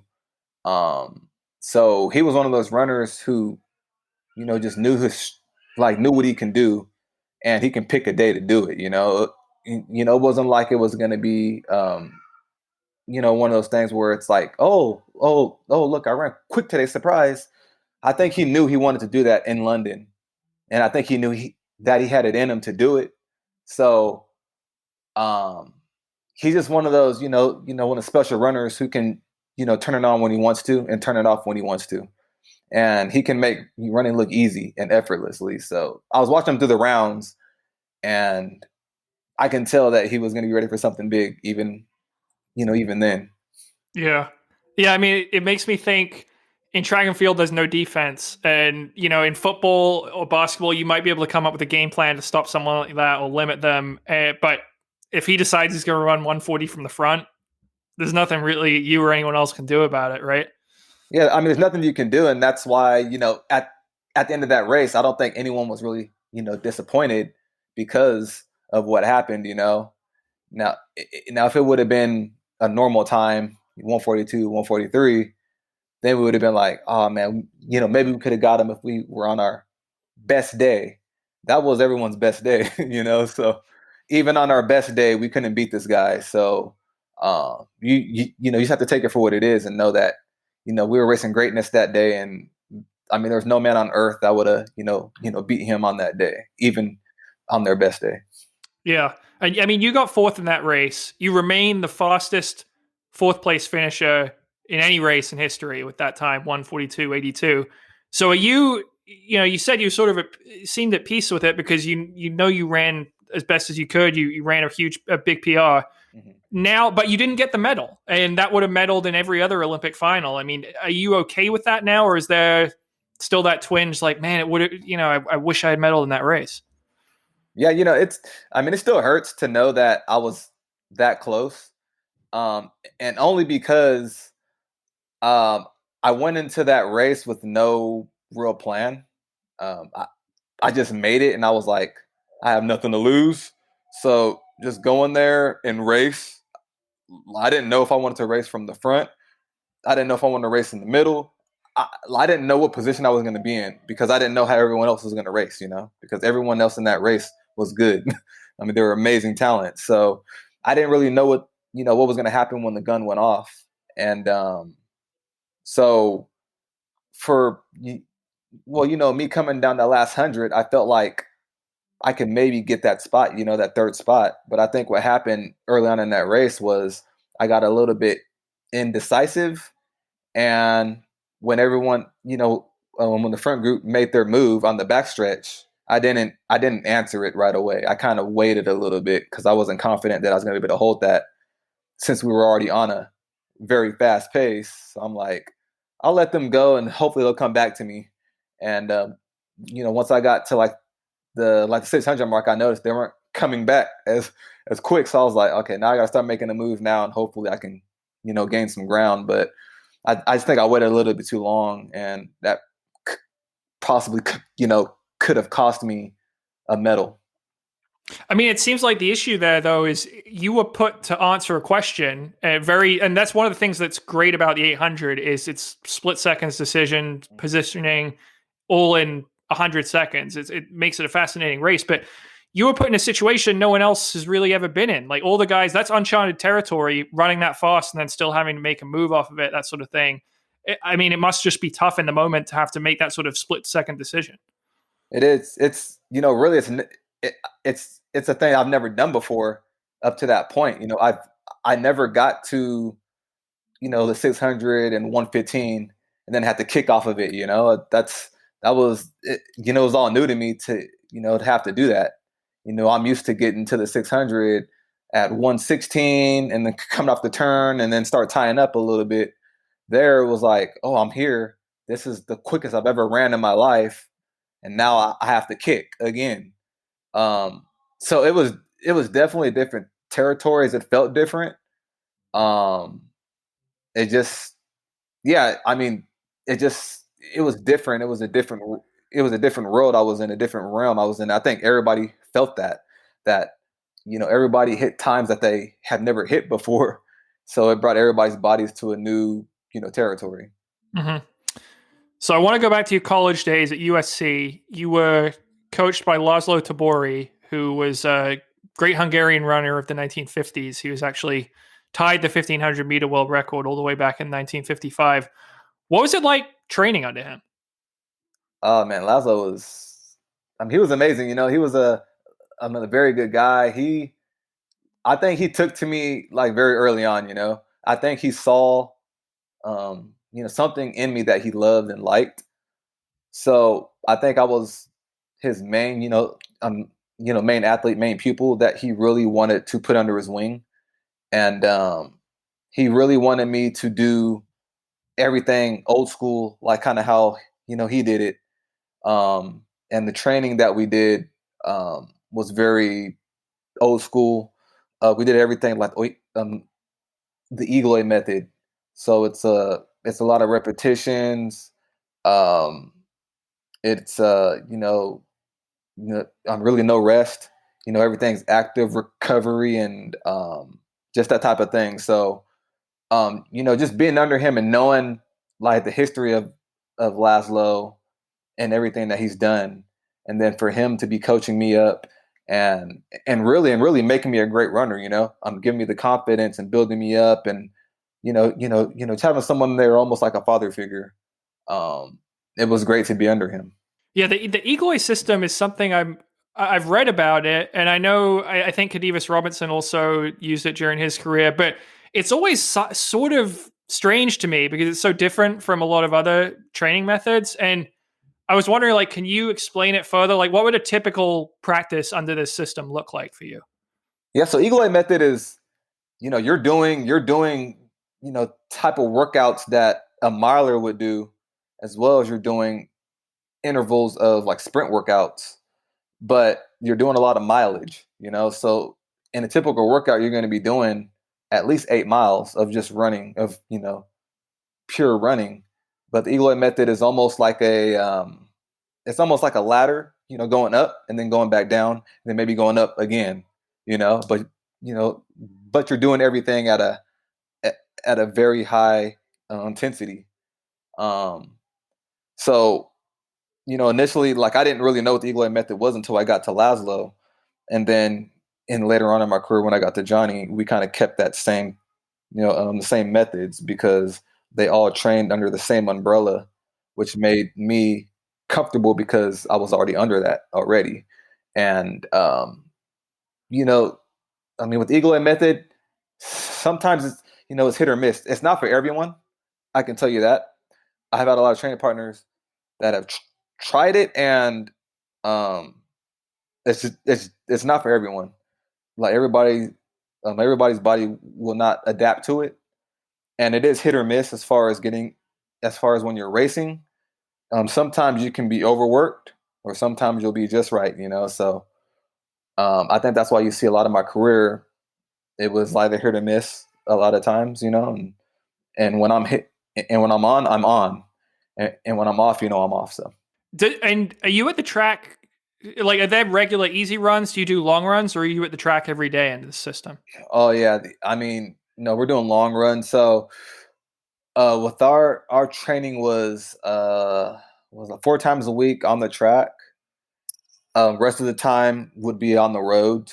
So you would do like your long distance runs, maybe it's like an 8 miler or something like that.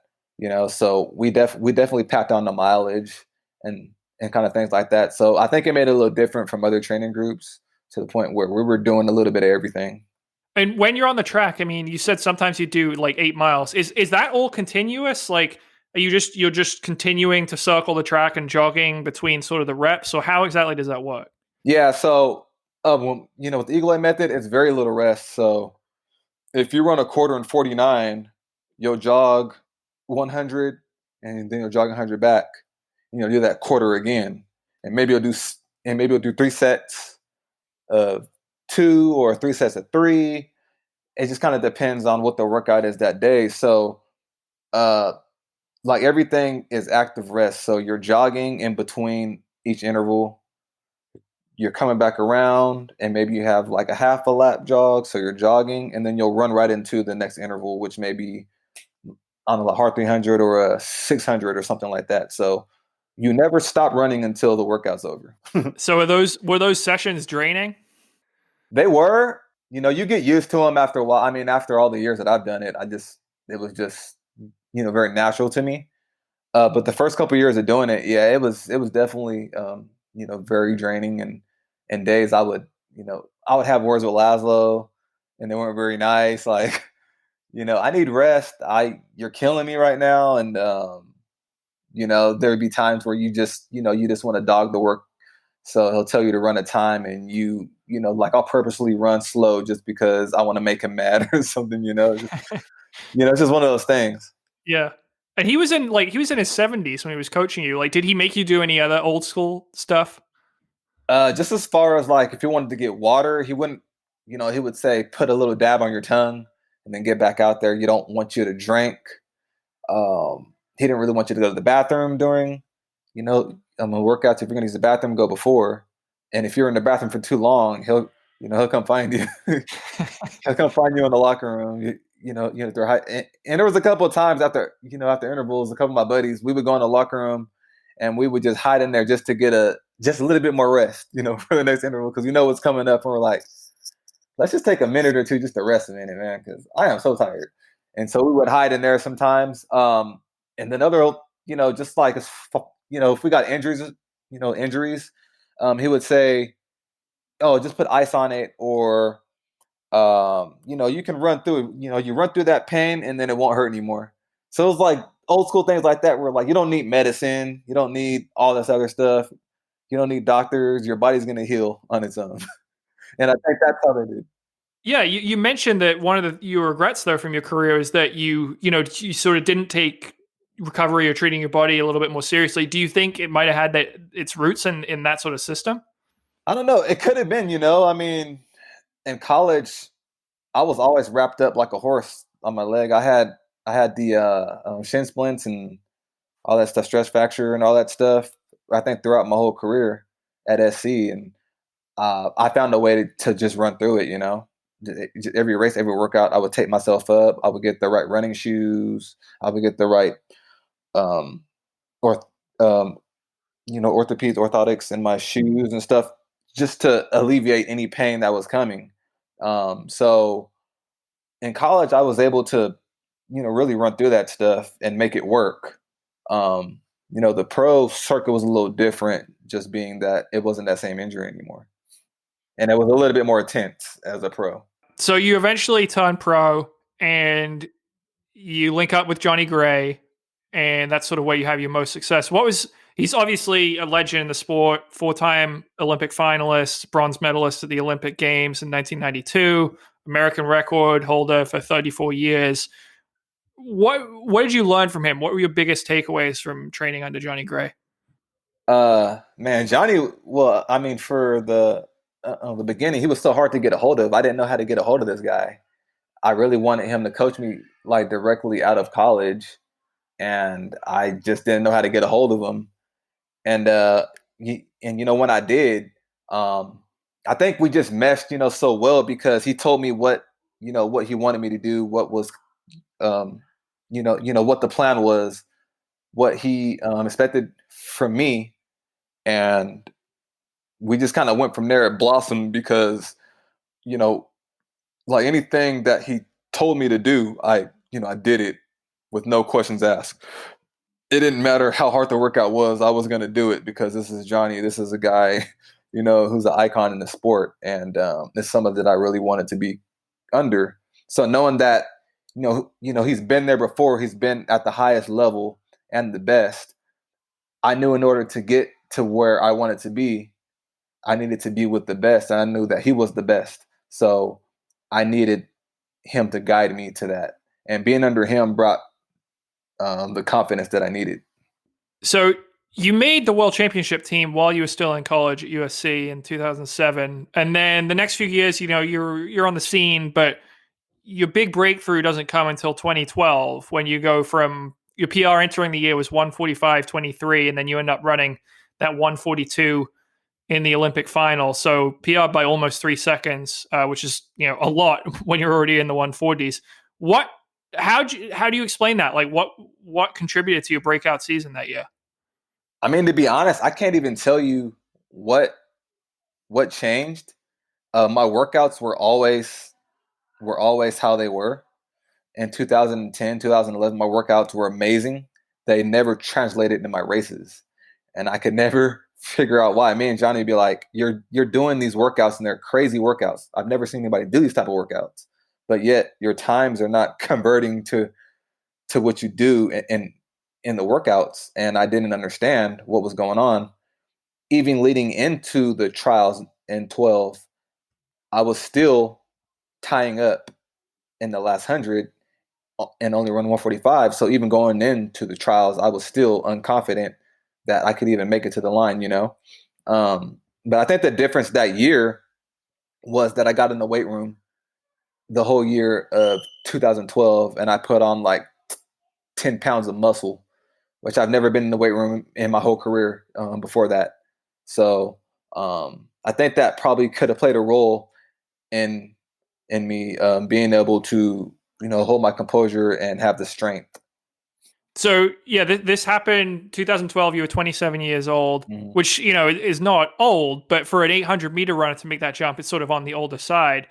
And one of the things that always comes up on the Let's Run message board is if someone makes some improvement, they're like, "Oh, this guy must be on drugs." Yeah. Did you ever was that suspicion ever voiced to you? Like, did you ever hear those rumblings? I never got it voiced to me, but I knew that, people were suspicious of the fact that, oh, he just dropped, he dropped down, down to 142, 143, just like that. I think the only thing that probably, posed maybe I'm a clean runner is that I've always been good. I've always been the runner that was on the cusp. I wasn't, someone who kind of, just came out the woodworks. I mean, I was good in high school. I was good in college. It just, took me a little bit longer to get to that world class that I needed to be at, and for some people, it's late and sometimes it's early and then they don't have a long career, I mean, for me, luckily, I was always relevant, but I made my career longer because I broke out a little later than other guys. So 2012, that year, you make the Olympic team, your first Olympic team, and collapse the track in tears. And if anyone hasn't seen the race, they need to watch the race, but they also need to go back and watch the video of you like sort of celebrating, because it's just incredible to watch, because the emotions are pouring out of you. And obviously anytime anyone becomes an Olympian for the first time, it's special, but this one really seemed to mean something extra special to you. And why do you think that was?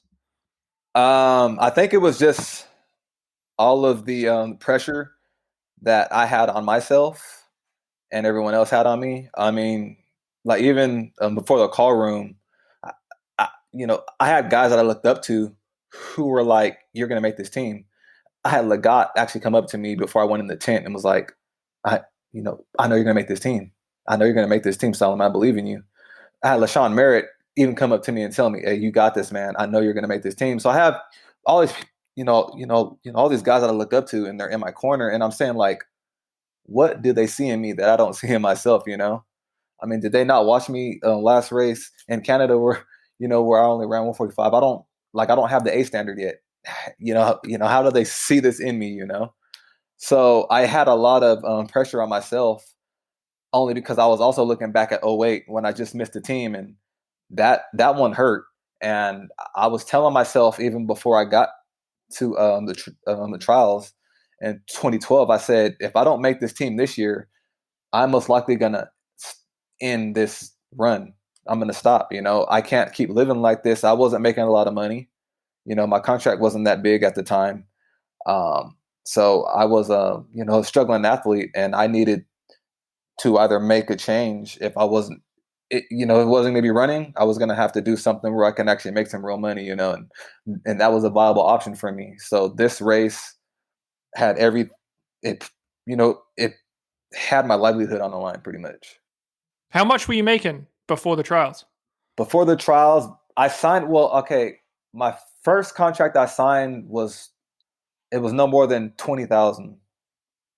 So I was literally I had to work a part-time job as well as run, so that was very rough.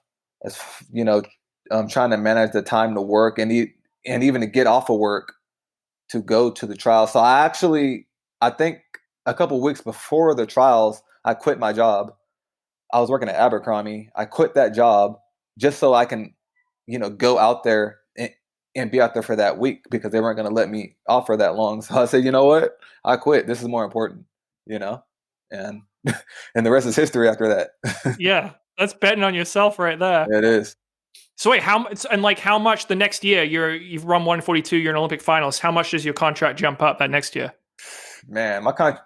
So once I make the team, that whole year I hit every bonus that we had put in my contract. There was not one bonus in there that I didn't hit. Every bonus in there. So after that, my base went up, man, like 6 times higher than what I was making originally, So I mean, I was living comfortable, man. I was living good, and I was happy with it. And it was just everything started to kind of come together and mesh together. Like, this is what I should have been at a long time ago. Now, I want to go forward from a high moment of your career to probably one of the low ones, 2015 USA final. You're leading through 700 meters. As you said you would before the race. I don't know if I was in the interview, but I definitely remember hearing about it, where you said you were going to try to go to the twilight zone in that final. Mm-hmm. And then you get passed by Simmons, you get passed by Sawinski and Lotsam, and then that's just it. You crumble to the track. I think you finished in 3:08:74. So congratulations. I believe that is a record that will never be broken. The slowest time in a USA 800 final. But like, when you look back on that race, can you're sort of smiling about it now. Can you laugh, or do you still look back with sort of disappointment or shame, or like, what do you think about when you think about that race? Yeah, man. I mean, to be honest, when I look, I don't even watch that race. To be honest, I think I've only seen that race maybe twice. Mm-hmm. Maybe twice. I don't like going back to that race. It's very uncomfortable. It's very, it's embarrassing for me, to be honest. It was, even going into that race, we were contemplating whether we even wanted to, even go to USA's. Johnny had asked me the week before we left. He said, do you want to go? Do you think you can race? Because this was the time where I think like the whole year I only was able to run one race. I raced New York before that, and I got through one lap and I stopped. I just could not get through it. My workouts were all cut short every time. I couldn't really get in workouts. I was not fit. I just had to make work with with what I could do. And I told Johnny, I said, you know what, Johnny, what do we have to lose? Just go there and we'll see what happens. I'll just run and we'll see. So we went there running on pure pure heart and talent, you know. But yeah, so when we actually went into and I said I'm going to take it to the the gray zone, that was a tactic. It was a tactic. It was a scare tactic. It was supposed to make everyone kind of worry about, is he ready or is he not ready? No one knows because he's not. The last race he did was a while back, so we don't really know what shape he's in. And at the time, I wasn't posting videos of my workouts and stuff like that. So it was just to keep everybody on their toes.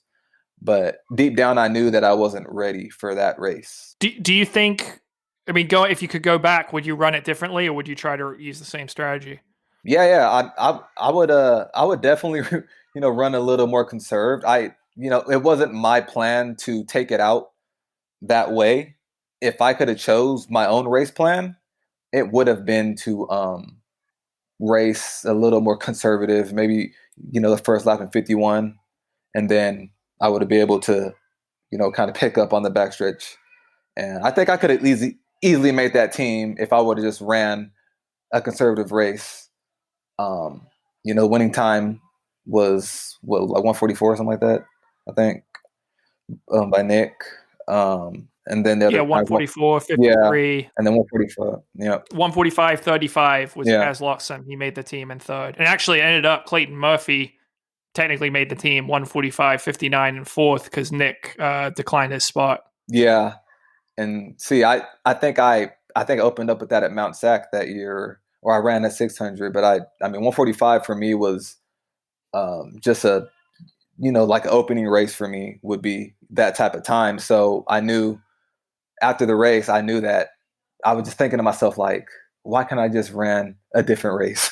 It would have turned out so much different. I know it would have felt more uncomfortable than when I was fit, but I knew that I could make it to that line running that way versus running the way I ran it that day.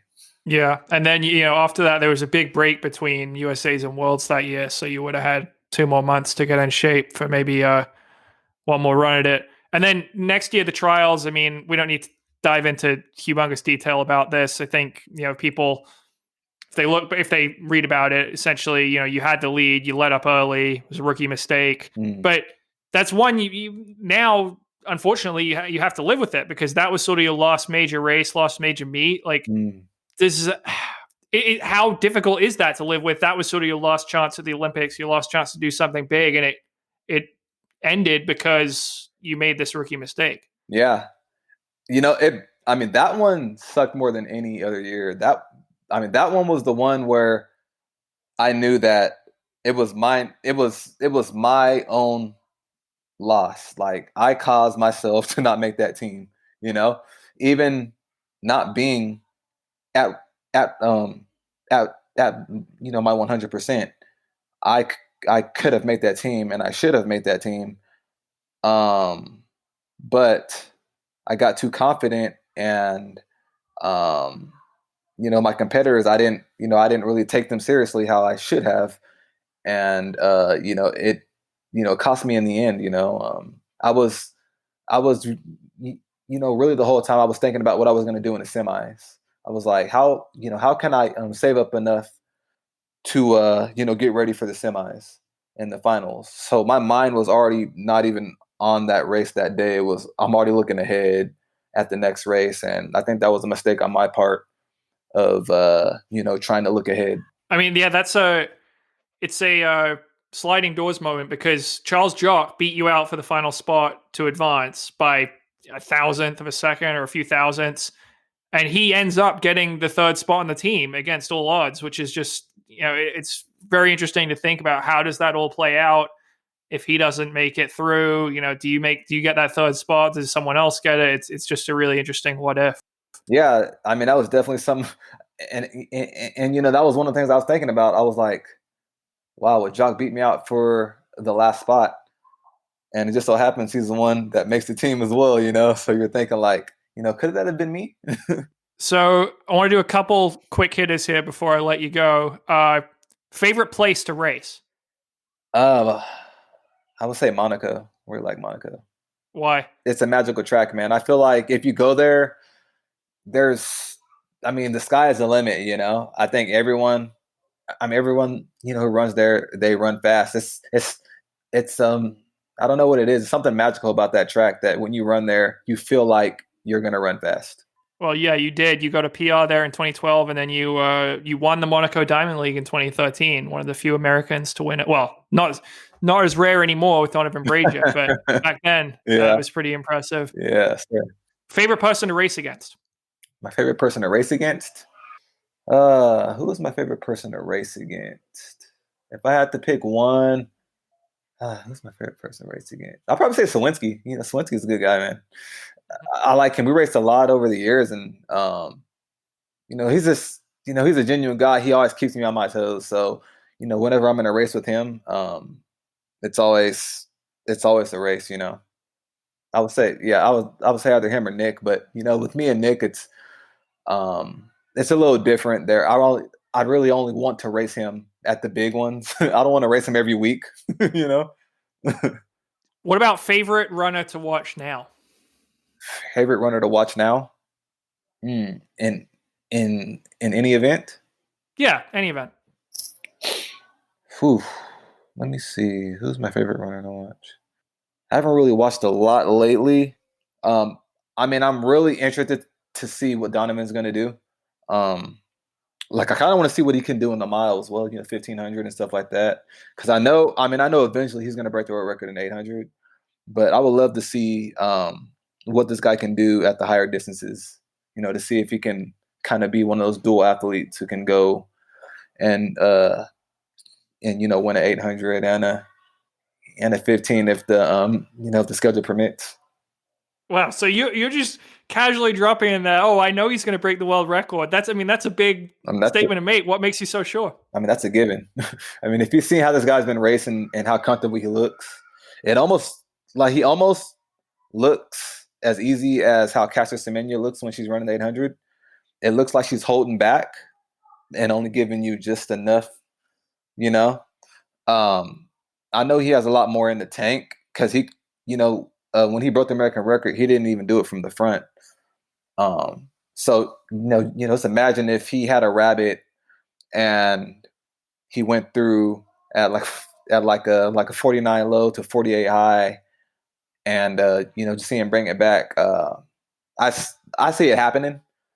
I don't know when, but I see it happening. And you think? This is a guy who famously does not enjoy distance runs. He's never run longer than I think 8.1 miles. But you think he might have the strength to move up to the 1,500 and then go through 6 races in 10 days, do that double? I think he's found what works for him. I think he's found it with Oregon Project, and they're not Oregon Project anymore, but I think he's now doing more distance than what he has done, and I think it was just a gradual buildup. Because when he came to our group, I think it was a little too much at one time, and I don't think he was ready for the workload that he was going to get with us at the time. And I talked to him upon his his move out to Oregon, and he just said, yeah, gradually, they made like a program for me to where I can do a little bit of distance here, and I just gradually build up. And I think that's what he's been doing over these 2 or 3 years, has just been gradually building up his mileage to the point to where now he's much, much stronger than he was when he was with us. All right, and then last one here, 2021 U.S. Olympic 800 meter team. Who do you think's on it? Oh, man. That's a rough. All right, so Donovan, probably Bryce Hoppel, and third is gonna be. I think that's gonna be a dark horse. I think any year in 800, men's or women's, the third spot is always open. It's never. I don't think there's ever a name that's a guarantee in that third spot. 1 and 2 are usually, givens, and the third is gonna be a fight. It just depends who stays healthy, Like I know Boris Baring, he's coming back. You have Clayton Murphy out there. You have Isaiah Harris. Isaiah Harris. You have these guys, and then you're gonna have some college guys coming up as well. So you have these college kids. You always have to look out for it because they're always coming out. They're always coming up, so you can't count them out as well. Yeah, there's always a college kid every year in the 800, and he doesn't always make it, but makes things interesting. Oh yeah. All right, well, Dwayne, this was really awesome to chat and catch up and get your thoughts on your career. I really appreciate you taking the time to talk to me today, but it was a pleasure having you on. Hey man, I appreciate you, man. I appreciate everyone else. I appreciate everybody who's been following me over the years, and this is to the next chapter of my life. We've got a special guest right now, Nick MacFalls, the co-founder of the Beer Mile World Classic, is joining us. And this Saturday, July 4th, right after the Nathan's Hot Dog Eating Contest, the Beer Mile World Classic will be unveiled on Let'sRun.com. It's a virtual beer mile this year. But hey, it's pretty cool. This is like a world championship, Nick, right? The first ever world championship on Let'sRun.com. On Let'sRun.com, but this is our 6th one. So, like bringing the beer mile to the world.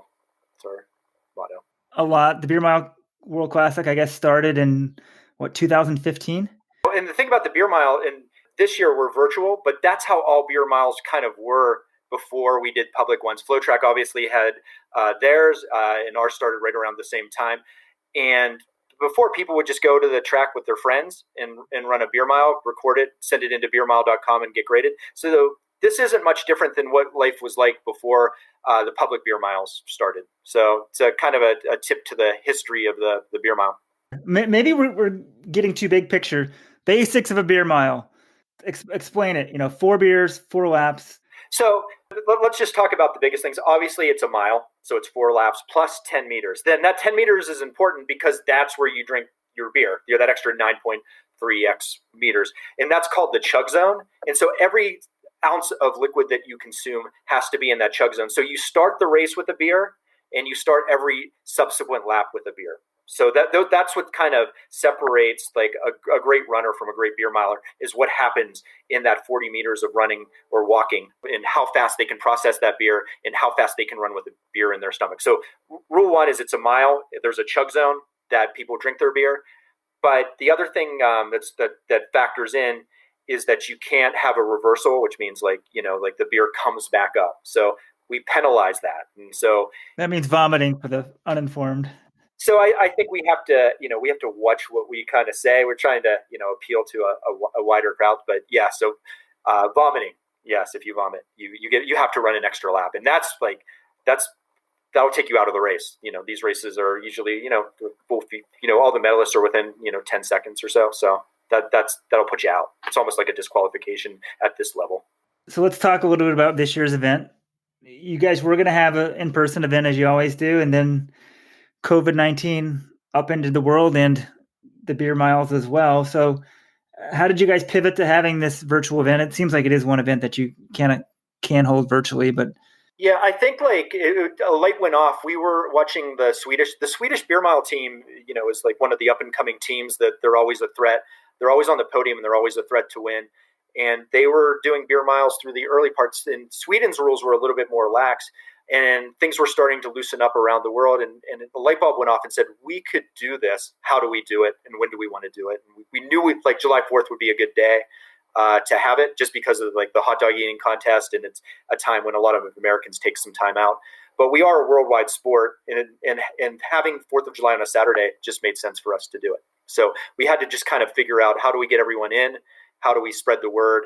How much time do we need to edit and put this together and kind of put our resources into that? I mean, the race in some ways has already happened, right? They had till June 27th to submit the entry. They could enter as many times as they wanted, and there are rules on filming it and making sure they're following all the rules. So this is probably a let's run first. We're covering an event that's already happened. I don't know the results. Do you know the results? I guess you don't want to tell us. I do. I'm one of maybe 5 people. The athletes don't. I mean, the athletes know what they've done. The international teams have shared within their country, but we've been really secretive in not letting the athletes know. So if they pop up on screen, they don't know where they're going to finish. They don't know how much money they're going to win. And they don't know, like, one of the things we put a high priority on is the Kingston and Queens Cup, which are the men's and women's titles. So we score 3 men and 2 women and put it together in a team title. So no one knows. And one of the big stories was, like, a lot of the traditionally, like, America's won the last 3 titles, but a couple of our podium winners were out this year. So wanted to see if anyone else could fill their spot. And that's kind of one of the stories coming in, to see if there's any new talent that's coming into the beer mile. And so the thinking was, I mean, at 1 o'clock on Saturday, you guys are going to have a really well-produced event. It'll look cool, because if you're trying to film like 5 people running beer miles all at once live, it really wouldn't work, right? Yeah, and it's really hard to do it live, just because, like, in the past, Corey Belmore's really run away with the event. And so he would get so far ahead and the focus would be on his running. This year, like, if there's a news story, Belmore's injured. So it's really opening up the men's race for a new champion. So that's kind of, you're hearing it here first from Let's Run. Belmore's out. There will be a new men's champion this year. But from a production standpoint, being able to, focus, like, we're going to have, so almost like a Zoom call. And so, like, there's 4 screens, and we're able to watch everyone in their chug zone kind of doing the chugging. And that's what a lot of people are watching for. But at the end of the day, it's still a running race. And that's the other part of it. But it's not like any race that most people have seen before. Did Corey submit, or his time's not, he just couldn't do it because he's injured, or? He just can't. He can't run. Like, I think it's a stress fracture. And, like, look, the beer mile's not worth, like, he has aspirations that are bigger than beer mile world classic champion. Next year, this year's supposed to be an Olympic year. We've seen a lot of injuries this year, surprisingly, from a lot of our elites, more than you would think in an off year like this. But there has been a lot of injuries. But for Belmore, it's, the focus is Tokyo 2021, and just taking a risk for a beer mile, not worth it. And so that means that the other people from Team Canada really have to step up if they want to win the team title. Because that's a big, when you only score 3 people, avoid losing that number 1 like that is trouble. So who are the strong teams historically? I assume the U.S., Canada, the Swedes. Who else?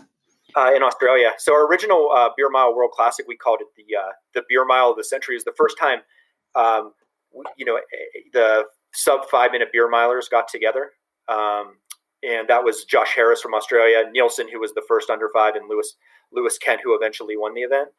Those teams were Australia, Canada, and the U.S. were the traditionally 3 strong teams. Sweden is like the next in line as the 4th. And then we have developing countries like Norway, Germany. We're seeing a Dutch team for the first time, and England's always very good, but they only submitted 1 elite athlete this year. What about Kenya? With no prize money for the pro runners, you guys maybe should branch out to Africa, get some Kenyan to Ethiopian. We would love to, and I think it's like it might not even be the fastest Kenyan running as it doesn't always. It's not always the fastest people that are the fastest beer milers. Like, you take someone like Garrett Collin and Chris Robertson, they didn't even run in NCAAs. They were on their club teams at Michigan and Iowa State. So there has to be a Kenyan out there. I don't know how we get the word out to them. I would love to have a Kenyan. I would love to have more Asian participation. We're starting to grow in Europe finally with teams, with our first Dutch team, like I said, and in Scotland and England and Norway and Sweden. So would love to have that more international exposure out there, and that would be great. So that's the goal, but hopefully we can get some of those teams soon. And before we got on this call, you were telling me, because you don't have to fly in athletes, that you guys actually have more prize money this year. Winning the Beer Mile World Classic in the past, you might win like 300, where in 10th place might be 150. We wanted to use that to subsidize the travel of people. We've really tried to grow the sport, so it's not really necessarily putting a big prize up just for the winner. We really wanted to spread that out. So we have individual money for men and women. We have team money for the top 2 teams. We have masters money, and we put some money out for elites as well if they decide to do it. And so we really haven't seen anyone take that bait on the elite side yet. You put enough money, and they'll do something. But they also wouldn't. There's no way those guys beat Corey Belmore. I mean, Corey's trying to make the Olympics for himself for Canada, but I mean, he's run 4:33 for a beer mile. That's crazy. And you were saying, until you guys started, no sub 2 5-minute miles had ever raced before. and now he's lowered the record 27 seconds, which is crazy. Let me tell you a little story about the first time we had Belmore race. We were in London for the 2017 World Classic, and we had, Brendan Shirk had just broken the world record. He'd run 4:47. We're 2 nights out from the event. We have our pre-event get together, and everyone kind of tips back a little.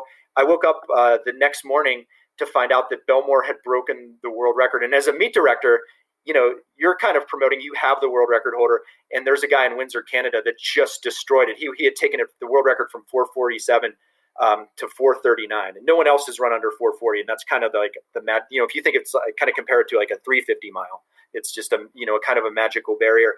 So we ended up calling him at his place, got a hold of him, just put on a full court press, flew him out. He got in the next day. He was there in London, and then the next day he ran 5 seconds faster in 4:34, and then he ran 3:43 in San Francisco at another event we put on. And that was probably I don't know if you've ever produced a world record. I never thought it would happen to me, but it was it was euphoric. We were going crazy. I mean, this year you don't have him, but you got Chris Robertson. Is he still the U.S. record holder? 4:46. Yeah, and if there wasn't an animal named Corey Belmore out there, Chris Robertson would be the guy that everyone was talking about. He's one of our world. He's won the world championship in 2017. He's been on the podium a few other times, and he's the best that he's the best out there that we've seen. And on the women's side, there's a woman named Allison Grace Morgan, and she's someone it's been a journey for her. I announced the Flow Track event, and their last one that they did in 2016, and she had run 6:07, but she left basically a gallon of beer. I've never seen that much beer left over in an elite beer mile, but she decided it was something that she wanted to do. And so when she came to London for us the next year in 2017, she was in the chug zone on world record pace and had a reversal. And then finally, she was injured in 2018, and finally last year she won her first title in 6:24, and that's brushing up right against the 6:17 world record. And so that's been her focus, is just kind of taking down that world record. And I guess we'll see what happens. Yeah. So when she ran, you said she ran a 6:07 in one, but left too much beer, so it didn't count as a record. And so let me be clear on the women's world record. We had a great champion named Erin O'Mara, one of the best drinkers that we've seen in the event, and she ran 6:08 at Flow Track. But we found that the chug zones were, a little bit too long, and the track was a little bit too short. And so we don't consider that the world record. It's just not. It's just yeah. If the track is too short, I agree. Well, when you extend the chug zone was 7 or 8 meters too long, and because people walk through that chug zone, that's essentially reducing the race 3 times the amount that it's short. So that's why. Do you understand what I'm saying? They're covering that ground, which is effectively short. You can walk it while you're drinking. You're not running. You're recovering. Makes sense. And you talked about earlier making this more accessible, but then at the same time you have the legal issues and that sort of stuff. Responsible drinking. How do you guys balance those things? We're always subject to local laws. So one of the harder things about getting a permit for a beer mile is if you try to go to a university or high school, they may have rules against that. Whereas when we go to Europe, it's a little bit easier. As far as safety for our elite athletes, we take care of the athletes. We make sure that they're never put in a position after the race, where they're in danger, where they're driving or anything like that. So from our point of view, we love working with the elites because they work with us and they follow the rules. So there's safety that's kind of built in to the culture whenever they come to one of our events. It's a lot harder when we have open athletes or just the community running it, where we don't know where they're going or where they're coming from or where they're going to go next. And this is also a lot of what we do is about risk management and just managing the risk from a safety standpoint, making sure that our athletes aren't in risk or putting other people at risk. Yeah, so the virtual event's perfect in some ways because, the timer can drive the person to the track. They can drink, film them, and then they go home. There's no risk of anyone being dumb and drinking and driving. And yeah, and anytime you have alcohol, there's always a risk that your judgment's gonna be impaired. Fortunately, it's when you think about binge drinking, I always like to say it's on the fringe of binge, where we're at 4 beers, and so we have to be careful. But it's maybe the same amount of alcohol as a really strong Long Island iced tea. So, yep, kids, don't get glorified by this. Drink responsibly. Kids, you shouldn't be drinking at all. Actually, that brings me one of the things that we're doing. We're launching a program called Chug for Good, and it doesn't involve beer. We know that our beer milers love to do chugging races. We always have an international boat race amongst the national teams after the race. But we're just doing one of our participants and former world record holder Jim Finlayson lives with MS, and so we're doing a fundraiser called Chug for Good, where you chug water or beer or whatever the beverage of your choice is. It's teams of 3, kind of like a junior, like a mini boat race, and it's all for a good cause to end the world of multiple sclerosis. Yeah, it sounds like a great cause. We'll put links to that in the show notes as well. Anything else people should know about this Saturday? There's some really great performances, really great races, and so there's definitely a reason to watch. I know the world is starved for racing, and this definitely is some historical racing that you will see this weekend, but I just can't tell from who and where, from who and what times. All right. Appreciate it. Thanks for joining us. Okay. Thanks, Walden.